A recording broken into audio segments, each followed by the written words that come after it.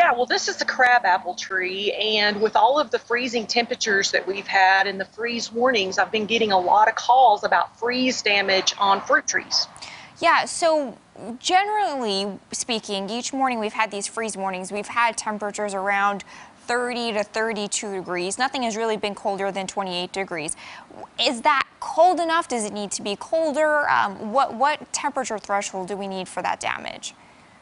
Well, as far as fruit trees go, it depends how far along they are in the bloom cycle, and that will kind of predict what the freezing temperatures would need to be to kill the blooms.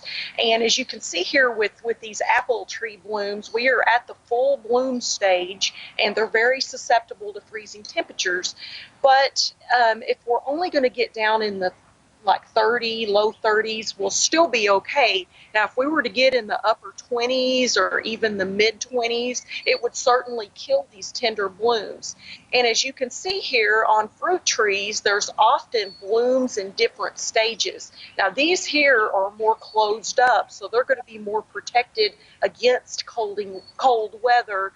But usually, like I said, if we stay around the 30-degree mark, we're going to be okay. So I'm glad to hear that forecast. Good. Is there a way to protect these little buds or the flowers if you are worried about them? Is there something we can do? Well, unfortunately, there's not a lot we can do. We can't really cover a full-grown tree, but if you have just a few trees in your backyard, if you can rake the mulch away from the base of the tree, that can help.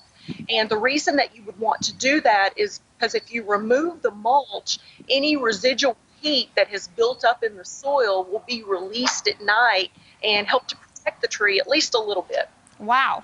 Awesome tips. I never knew that. So thank you so much, Kelly, for teaching us a little something. If you've got questions for her, she's at extension.missouri.edu.